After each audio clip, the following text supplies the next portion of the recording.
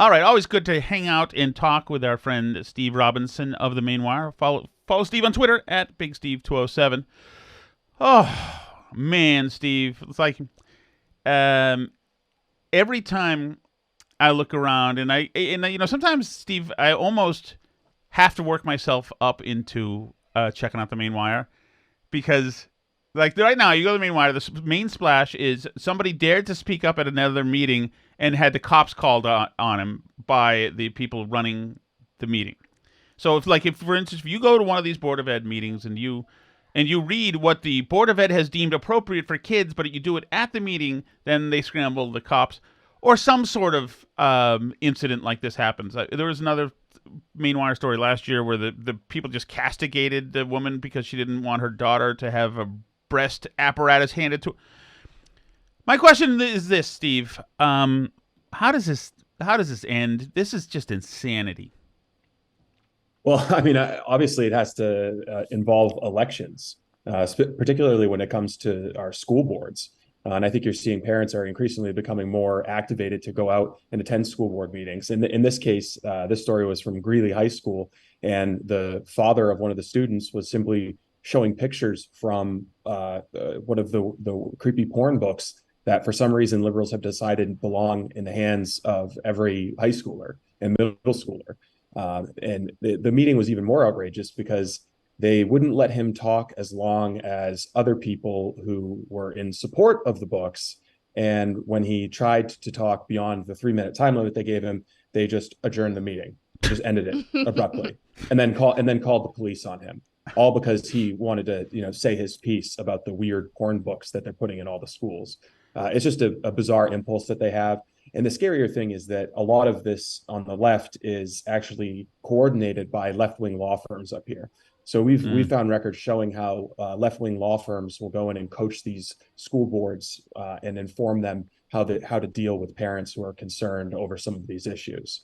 And their tactics typically involve limiting their time, limiting their ability to speak, making sure you have a cop there in advance in case the jackboot of government really needs to come down. But I think there has to be continued speaking out about this.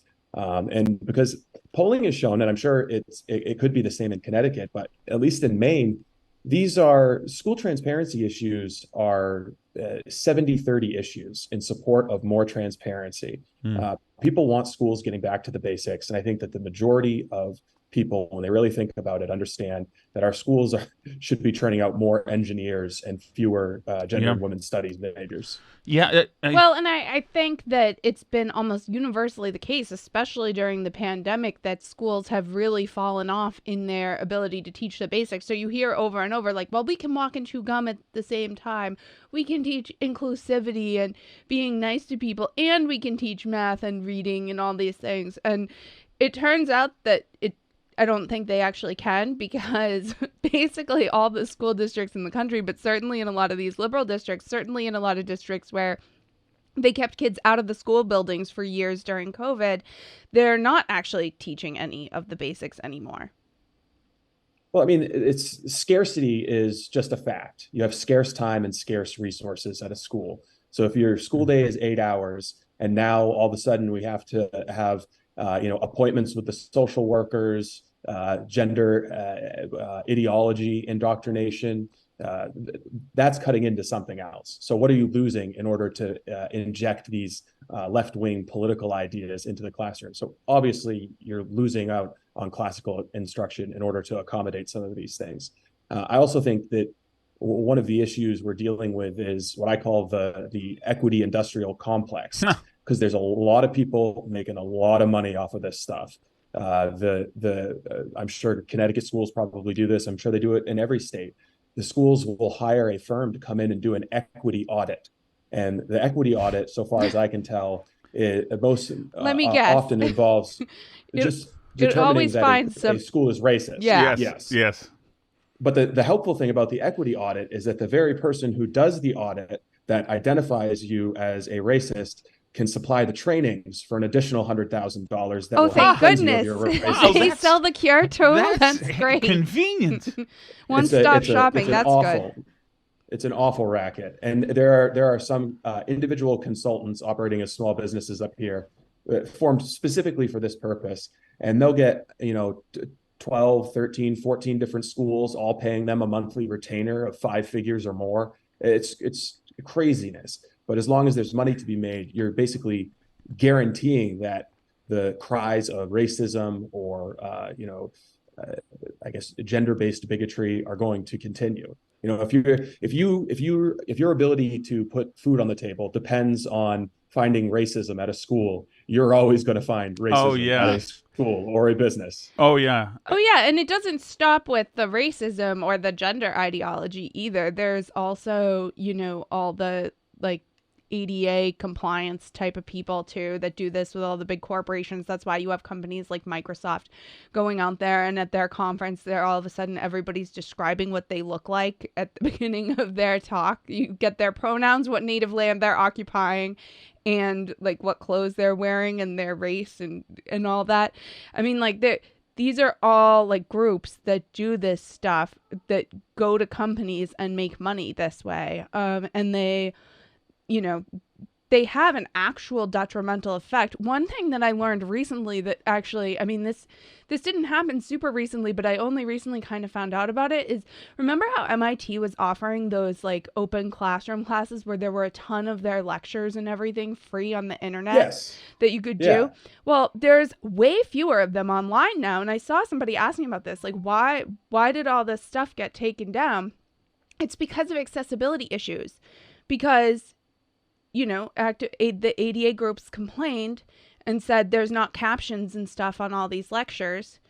And so, in order to become compliant, MIT had to either find funds to caption everything or they had to take it down. And they took a bunch of it down, like a ton of it. So now nobody gets access to it. It's now equal access. Yes, that's what equity is. They've got this idea that everyone is going to be lifted up by a focus on equity, when usually what happens is anyone who is the top is brought low rather than bringing the bottom up. And you have to wonder on where are our gifted and talented programs in our public schools? We don't have those anymore. Oh, yeah. Those would be inequitable. Long gone. Cambridge Massachusetts won't even offer algebra in middle school anymore. Because it was unfair. Some people weren't ready for algebra, so now nobody gets it. That's the great leveling effect of equity. It's not gonna go well for us. I don't know if you saw the news about the Voyager probe out in space. That it's like, I think the object that's the furthest from Earth that's man-made, and recently the wrong commands were sent to it, so we just lost track of it. I'm wondering, how many DEI employees do we have at NASA? And does that explain why we just lost track of one of our most precious space-based assets?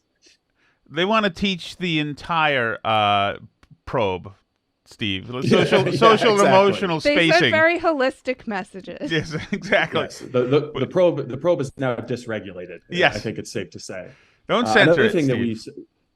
Another thing we saw happened in our schools, which I think Maine Wire was the only outlet that reported, Portland found out that there were more non-white students getting suspended than white students. So they got rid of suspensions. They'll no longer suspend anybody. Good. That makes the school day better for everybody, I find, is when the people, because normally the problems in a school are generally caused by a very small number of people. And if you cannot remove them from the classroom, then it makes everybody's school day much worse. Well, like Steve was saying, if you reduce the school to rubble, then it's rubble for everybody. Yeah, everybody gets the same disrupted class. And the number of suspensions has never been lower. It's right. These progressive DAs who put out lists of non-prosecution lists. These are the crimes we're not going to prosecute anymore, and then they report that crime goes down. Yeah, it's amazing. We stopped arresting people, and now we just don't have any crime stats. That is so incredible, because Connecticut as last fall did a report showing that all crime had gone down. In other words, all the crime they could broom, except for murders and rapes, which had spiked. Oh, just those. Yes, just 23% increase in rapes. Other than that, and then the Democrats treated it as with a smiling, gleaming news a press conference, patting themselves in the back. We just ran a story yesterday about an individual who was found at Starbucks. He was masturbating and putting windshield washer fluid all over the place, and he also lightly terrorized Becky's Diner. He was arrested, and it turns out we started looking at his criminal record. He in 2016 he had the newspaper said he had a liaison with a 13-year-old girl, which involved sex. They called it a liaison, but he was still out on the streets. And before that, he was arrested for dealing cocaine. So we've got a cocaine dealing, child raping madman rubbing his butt on everything at a Starbucks. Why is he free to move about as he pleases? You would think that a healthy, competent criminal justice system would find a way to incarcerate someone who raped a child for longer than 5 years. So we're going to play crime wave poker here, Steve. I match your perverted Starbucks attacker and raise you one Chan Williams Bay, 27, of Hartford, Connecticut, who was out on bond after shooting and killing somebody in 2021, then was arrested on gun charges and made bail for those, and over the weekend shot and killed another person. What do you know? It's remarkable. It's weird how that keeps happening. And the story that talked about the original gun charges that he was out on bond for, the first killing, it was like he shot at somebody else and accidentally killed a bystander, so that like made it less of a big deal somehow. Yeah, that was another liaison, Steve, with the bystander apparently. But back to this, the way this works with Steve, I know that you worked for Howie but did you work for RKO? Did you work for Intercom ever? You were just working for Howie. No, I never worked for Intercom. I joined Howie when he went into independent syndication. Right. Okay. So Howie obviously would not be having DEI sessions for the Howie Card Network, but there would be, Odyssey has them and a whole bunch of trainings. I've got hours of trainings to go through. I don't have enough time to do all the trainings. It's all online trainings, and iHeart has them, and all these big corporations have them. And it's interesting. There's this woman. It lets the HR people feel like they're doing something to hire all these vendors. Well, and they hire more of themselves. They clone themselves, and but anyway, the Blocked and Reported podcast had Shannon Loys on. Do you know the story? Her story.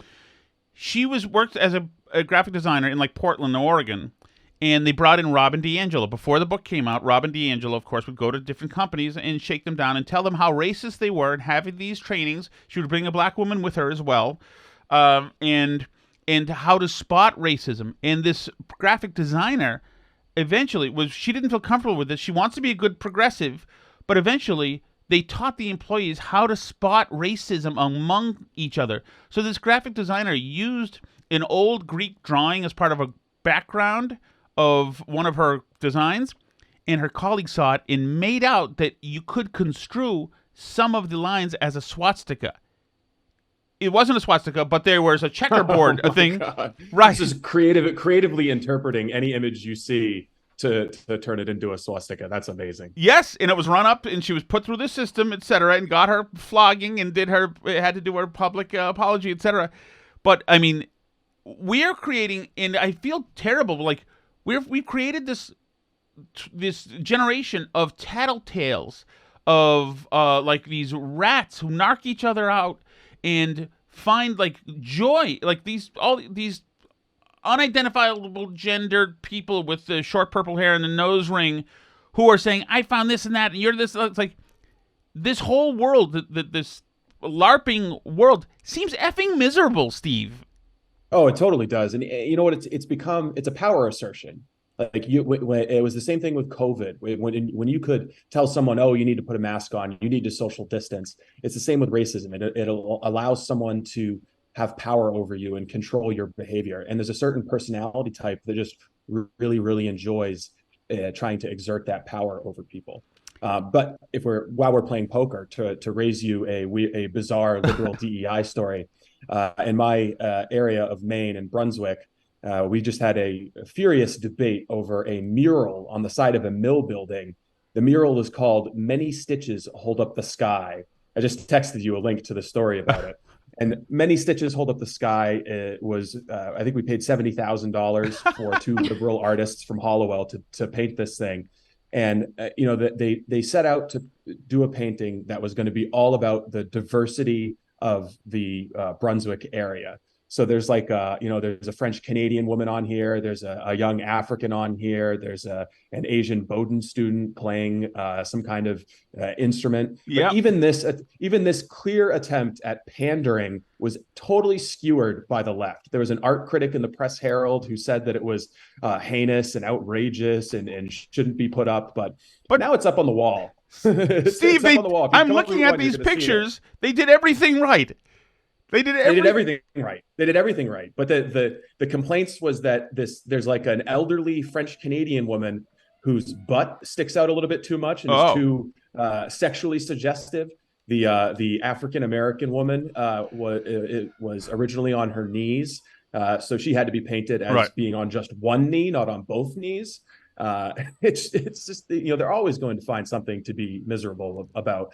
And instead of doing Many Stitches Hold Up the Sky, I recommended that they just paint a picture of a boardroom of a bunch of white liberals sitting around trying to figure out what would be inoffensive to white liberals. Yeah, no kidding. Isn't that hilarious? And so the point is to find an offense, so they'll always widen the parameters. So you never know. Yes. Every 10 minutes, a new thing has happened, and God forbid, you may have been in violation of it already. And it's amazing because... you might have been in violation 10 years ago. You might have tweeted something that you didn't know was going to be offensive 10 years from now. Yes, retroactively, we suck you into today's new filtering system. But it's the same thing with that statue of Abe Lincoln in Park Square in Boston, where the slaves are like thanking Abe Lincoln for his freedom at his feet. That was paid for and brought to Park Square by freed slaves, as a way to to thank you for the Emancipation Proclamation. They felt strongly that it was a nice gesture for him to free them. And after the George Floyd stuff, they decided the city of Boston took it down because the slave looked too it looked too submissive to Abraham Lincoln. To Lincoln, who's touching his head or something. He was like kneeling. Slaves bought and paid for that. Freed slaves in Boston. But woke students who go to Suffolk University in 2020 know better than freed slaves. I mean, this is a consequence of our lack of good education around American history, really. I mean, these kids, can get awful angry about a statue, but I wonder if they know who wrote the Declaration of Independence. It's if they properly understood American history, I think that they would orient themselves a little differently. I'd be while we're talking about the DEI stuff, I'd be remiss if I didn't mention that the Maine has hired a new diversity, equity, inclusion, and belonging specialist. We've added belonging to DEI now. Her name is Shiva Darabandi, and she used to be a librarian, and she commented to the Chronicle for Higher Education last year: "Modern American libraries are rooted in a history of white supremacy and exclusion. The lack of diversity in the field today is a consequence of that design. True change will only take place when leaders are willing to make sacrifices, relinquish power in pursuit of equity, and center BIPOC voices." So libraries are racist. The Dewey Decimal System is racist. What an incredible thing. And it's especially ironic because libraries are one of the places that seem to me to be one of the biggest hotbeds of liberalism around. But it just goes to show you that you can let the woke activists come into your institution, tell you how to run everything. You can let them come in, run your library, get rid of all the classic books, replace them with pornographic books in the children's section, and they still will throw your entire industry under the bus and tell you that it's white supremacy. Oh, yeah. Yeah, absolutely. And you would think libraries would be something we could all support. They're a great equalizing thing. And, there are a lot of people who have been lifted out of poverty because they had access to the books that were, in some cases, written by white men and available to them in libraries. Thomas Sowell, Ben Carson. Absolutely. Reading saved their lives. We spent some time this summer at the Poland Springs Resort in Maine. And talking with the woman who owns it, and her husband was self-educated at the Boston Public Library as well, and made a library inside that hotel, that resort complex. So Yeah. it's really an incredible story. And America's full of stories like that because we're not supposed to be a credentialist, DEI society. We're supposed to be a society that gives access to people and lets them create their own destiny. Yes, but let me just kind of segue here, because this is a news story that I actually heard on a radio station, and some of these, it was hilarious to hear because most of this cannot be pronounced. It cannot be pronounced. But we've got a problem at the southern border, right? Obviously, fentanyl pouring through, crime, human trafficking, it's a nightmare, etc. 6 million just during the Biden administration are now in this country, and who knows what's going to happen. And many of them are up with Steve, as a matter of fact, in Maine. Actually, right? Massachusetts just declared a state of emergency today, too. But listen to this. Here's Politico. President Joe Biden Tuesday will create a new national monument in Arizona covering close to 1 million acres of land surrounding the Grand Canyon, important to nearby Native American tribes. So he's down there in Arizona, not on the border. He is dedicating a new Native American land. Now, this is the part that the news person read that was fantastic to hear. The Baj Nawavjo Ita Kuveni as ancestral footprints of the Grand Canyon National Monument will be the 5th designated by Biden in the past 10 months. Can we come up with an acronym for that or something? The Baj Nawavjo Ita Kuveni. It's like, is this the one that's going to shut down uranium mining around Yes. Yes. Oh, great. So the big time Russia hawk is going to use his national monuments authority to make us more dependent on Russian uranium. This is a fantastic policy. I'm sure that won't end poorly. I mean, I don't Lord. even. So, Steve. So before we let you go here, let's just talk about that. This president is not only, obviously he is mentally shot at this point. And physically shot, shuffling along, and that's fine. He's always been a blowhard. He's always been a donkey of sorts. But he's a terrible president, and this is degrading the nation. He's been co-opted a lot by a lot of these progressive psychotics, and it's just and he's a jerk too, as a matter of fact. He just is. He probably was taking bribes from, etc. Can Donald Trump beat this guy in the general? I'm not sure that Donald Trump could beat him in a general election. I think that there's certainly a good case to be made that given all the dirty chicks that they're trying to throw at Trump, like with Jack Smith's indictment, that he has to be the nominee in order to reject this idea that deep state operatives get to determine who's going to be the GOP nominee. So I think that there would be value in that. But, I just don't know that he's disciplined enough to take the steps that he would need to take to win an election. Yeah. Particularly when it comes to mail-in voting. I mean, the Republican Party, with few exceptions, is way far behind the Democrats when it comes to mail-in voting, early voting, and all of that stuff. And part of that is because President Trump in 2020 discouraged it and talked about how it was fraudulent and encouraged his supporters to show up and vote in person on election day. But the rules of modern elections have changed now. We don't have election day, we have election month. Yeah. And until you have the political power to change that and bring it more in line with past historical practices of just having an election day with limited absentee voting, you got to play by the rules as they are. So you would need President Trump to come out and say, look, we're going to have the biggest, bestest mail-in voting operation ever, early voting, registration, that kind of thing. Yeah, ballot harvesting, everything they do, we need to do. Exactly. I want ballot boxes at every church, shooting range, and casino. Anywhere conservatives congregate, I want to put some ballot boxes there. Yes. Oh, you don't want to have you want ballot boxes everywhere? Okay, let's play by those rules. I don't know if Trump or his organization is willing or able to do those kinds of things that, to be fair, most presidential campaigns, Republican presidential campaigns, have struggled with. Yeah, because they are hard, massive, national, logistically challenging things to do. But that's what I think would be required in order to win an election, and also having a robust legal effort to clamp down or fight or challenge some of the shenanigans like we saw in 2020. Yeah, allowing unsigned ballots, accepting mail-in ballots that come in late. Those are the things where you need to have a lawyer in every state ready to go. ready to challenge those, because you know that there's going to be some dirty tricks. And the other thing is, the guy needs to get back on Twitter. Twitter is no longer being censored. No one's seeing your stuff on Truth Social. Yeah, but you think that that's good? That account. if he's on Twitter, you think that's good? Because the left will make an end of the world news story about every single tweet that he makes. But he's still, I mean, it all depends on how he's using social media.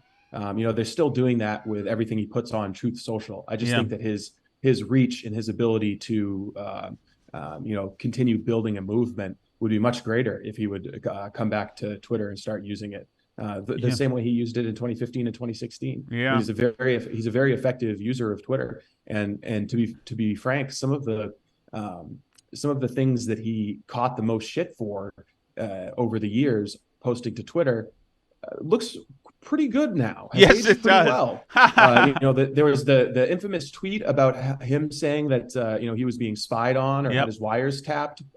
It turns out all of that was true. For 4 years, deep state operatives ran a sustained campaign to hamstring and undermine his presidency, and later stop him from winning the election. So when they talk about voter fraud or whether the election was rigged, absolutely the election was rigged. Mm-hmm. It might not have been, at the poll worker level, but the decision to engage in a broad censorship campaign on social media, that was part of it for sure. Yeah, that was part of it. Well, I remember, and all of the probes into his activities, his phone call with the Ukrainians, all of that was part of an attempt to create a narrative and steer the election in one direction, and it was done with taxpayer money. Yeah, you're so right about that. And it turned out to be a pretty perfect phone call, pretty prescient phone call, as a matter of fact. He was on to something because his own Justice Department wouldn't do the job, so he did the job. So I hope it's just a sad indictment of our culture that you've got one guy who made a phone call asking to investigate like obvious naked corruption, and then you've got the guy who did the corruption on video, basically explaining the scheme and bragging about it. Yep. And now also payment records and just a mountain of evidence, suggesting that Biden and Hunter were in business together, and their business was peddling influence. Millions of dollars worth of influence peddling. The media seems remarkably incurious about this, except for right of center outlets. But it's, even with this stuff, I don't know if how influential it'll be in a presidential election if Biden's on the ticket, which it's not really clear that Biden will be on the ticket. Yeah, that's true. Gavin Newsom looks like he's taking some practice swings in the on deck circle. Yeah, why wouldn't he? And it's, as far as that stuff is, it's also tragic now that, of course, the Department of Justice is not indicting Hunter for any of the stuff which would stop the clock on the statute of limitations. So they're just going to let this stuff expire. And this president, who probably took bribes, which would be certainly the most corrupt thing that we found any president to do, will get away scot-free, and the Democrats won't have to acknowledge that it happened. And it's like, talk about, they complain and they talk about January 6th while doing things that caused January 6th. So that's what they're doing here. As far as the Republicans doing get out the vote stuff, we don't have the labor unions to help us, but there's a lot of people wearing red hats at these rallies. Maybe they could, take a on the ground GOTV course and make things happen that way. And school board meetings, there's when 100 parents show up to a school board meeting and they're all angry about a lack of transparency or crazy progressive ideas replacing basic instruction. Maybe somebody should be there collecting names and emails and organizing those people. If they're activated enough to go to a school board meeting, they'll probably set up a voter registration table at their church. Yeah, it's really true that the right has consistently lacked the organization to take those steps, and there have been, throughout the whole of my political life, there have been movements with a lot of energy on the right, going back even like to the Tea Party. And, I have friends who were at some of those Tea Party rallies saying, why is no one collecting voter registrations at these, like right now? Why is no one doing this? And, and a lot of the energy of those movements then gets sucked up by these, big name consulting group grifter projects that collect names and use them, put them on mailing lists to send them pleas for donations constantly that just go to the consultant class more and enrich themselves. And I blame that, honestly, for a lot of the sort of political floundering of the right over the last decade or so, is really just, allowing the Washington, D.C. consulting class to suck up all the energy of these movements where people are legitimately angry about legitimate things. And the right for a long time got a lot of people elected to do something about these issues and didn't do anything about them. Yeah, and I would say as bad as Republicans are at doing this kind of thing, the Democrats are really, really good at it, and they're good about finding ways to leverage government power in order to protect their own power. Like, when you go to sign up for an EBT card or welfare benefits, oh, would you like to register to vote? Mm-hmm. Would you like to enroll in the Democrat Party? Yeah. So they find all kinds of ways to I guess, gain an advantage, whether fair or unfair, in elections. I mean, including the Zuckerbucks thing. I don't know if you guys have looked much at the Zuckerbucks thing, but there was a bill in the Maine legislature that would have prevented people from coming in and using private funding around elections, because the reason they get away with it is because they say it's just a nonpartisan get out the vote.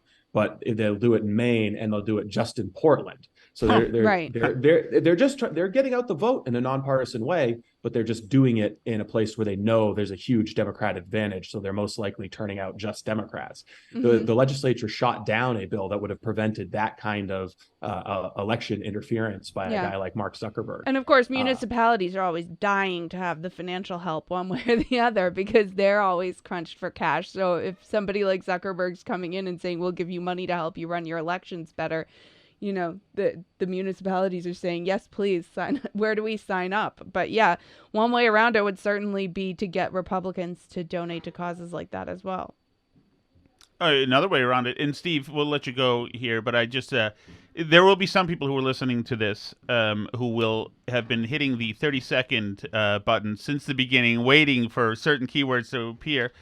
What about places like Plymouth, the Minifans? That's a good place to. That's a good place to resettle some migrants. I loved Maura Healey's comments earlier today. She said, "State of emergency. We're in chaos, but migrants, please continue coming." It was basically the long and short of her letter. In Maine, they're doing the same thing. The Maine governor just said her plan is to bring 75,000 new workers to Maine over the next 5 years. So, and that she's creating the Office of New Americans in order to resettle migrants throughout the state. It's just remarkable. We're in the middle of a genuine humanitarian crisis. There's 300 tents in Portland with people sleeping on the streets. I think most of them suffering from addiction. Our basketball gymnasium, where the Red Claws or the Maine Celtics play, is filled up with 300 refugee families. Every shelter is at max capacity. It's the same thing in Massachusetts, and these liberals can't muster the wherewithal to say no more migrants, no more migration. We can't do it. It's not humane. No, they're so beholden to this liberal idea that our communities are going to be the tool we use to finally stop global poverty and racism everywhere it exists. Yeah. No, I mentioned Plymouth because I literally think that a lot of those Minifans are conservatives. And just to make sure, registering to vote. A good spot to get registered to vote. I'm sure Kirk wouldn't allow that. I think it didn't come from me. Don't attach me to it. I know he was flirting with a Senate bid, though. I think he wanted to run for Senate, or he was speculating about that. So that it could happen sometime soon. Very interesting. Well, what about Maine Wire? Any events for the Maine Wire? Anything stewing? Anything going to be coming up? Yeah, we got some stuff we're working on with the New Hampshire Journal. Nothing to announce at this point in time, but we're looking to hold some pretty big events, and we've got some good stories that we'll be posting later today. Some crime stories, some Lewiston men in the news. Oh, awesome. As usual, you guys follow Steve Robinson, Big Steve 207 on Twitter. Go to the Maine Wire. Steve, we kept you extra here, but you're always great in good shooting the breeze with you, my friend. Yeah, thanks, Alice. Thanks, Tom. Take care. All right, Steve. Thanks, man. Hey, no, thanks for the invite. Anything? I was gonna read to you So Maine has an intranet, so it's Yes. only accessible to state employees, and it's like the DEI mothership. It's just filled with articles. Like, if you want to voluntarily go subject yourself to more DEI training, this website has thousands of articles. Like, are you racist? No isn't a good enough answer. Oh, no. Decolonization is for everyone. White privilege. Unpacking the invisible knapsack. Did you really just say that? Here's advice on how to confront microaggressions, whether you're a target, bystander, or perpetrator. Healing from the effects of internalized oppression. First impressions of the LGBTQI community. What is your transgender inclusion story? It's never ending. I don't know how the people find the energy to do this. It's freaking fantastic. Have you heard Justin Trudeau saying the LGBTQI plus thing? He's been practicing it. No, I haven't. Listen to this. 2S LGBTQI plus. Oh, there's a new one. 2SL. For a second, I thought you said Justin Trudell. Kirk's intern. Yeah, no, I have heard the thing with Trudeau. I'm shocked, I must say, that he's separating from his lovely wife. I thought that was a match made in